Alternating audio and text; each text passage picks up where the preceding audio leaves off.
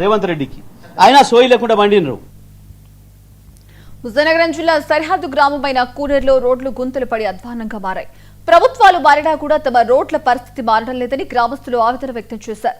వాహనదారులు గోతుల్లో పడి కాలు చేతులు పోగొట్టుకుంటున్నారని వాపోయారు. ప్రభుత్వం వద్ద గోతులు పూడ్చడానికి నిధులు లేవా అని ప్రశ్నించారు.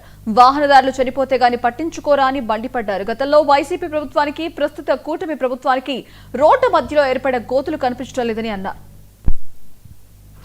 ఇదే పార్వతీపురం మన్యం జిల్లా కొమరాడ మండలం కూనేరు సరిహద్దండి. అటు ఒరిస్సా ఇటు ఆంధ్ర సరిహద్దండి. ఇదండి ఇవి గొక్కించారండి. అటు ఆంధ్ర వాళ్ళు పట్టించుకోరు, ఇటు ఆంధ్ర వాళ్ళు పట్టించి అటు ఒరిస్సా వాళ్ళు పట్టించి గొక్కించారండి.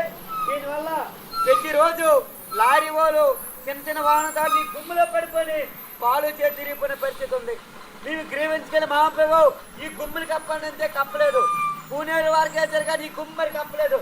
మరి ఆంధ్ర వాళ్ళు చూస్తారా, ఒరిస్సా వాళ్ళు చూస్తారా, ఎవరిదేమైనా ఇది ప్రతిరోజు వందలాది వెళ్ళే వాహనాలకి ఈ రహదారికి దిక్కులేని పరిస్థితి ఉంది. ఇదేనని చెప్పేసి చెప్తున్నాం. కాబట్టి ఇప్పటికైనా మీరు పారబోసే పనులు చేపట్టి అటు పార్వతీపురం నుండి కూనేరు వరకు 3 రాత్రులకి వెళ్ళే వాహనదారులు ప్రయాణికుల ప్రాణాలు కాపాడాలని చెప్పి కోరుతున్నాం. ఈ విషయం పైన త్వరలో మీ నెలాఖరు కానీ కోసి కప్పకపోతే పెద్ద ఎత్తున ఈ ఆంధ్ర ఒరిస్సా సరిహద్దులో అటు ఒరిస్సా లారీ డ్రైవర్లతో కలిసి ఇక్కడ ఆందోళన చేస్తామని చెప్పి తెలియజేస్తాను. ఈ ఆందోళన ఎవరికేం జరిగినా పూర్తి బాధ్యత అటు ఆంధ్ర పోలీసులే వహించాలని చెప్పి ఈ సందర్భంగా తెలియజేస్తాను. చూడండి, ఇంతకన్నా ఇంకేమండి. కాబట్టి ఇప్పటికైనా ఈ మరణపద్ధతులు చేపట్టాలని చెప్పి సిపిఎం పార్టీ ఆచరణ డిమాండ్ చేస్తాను.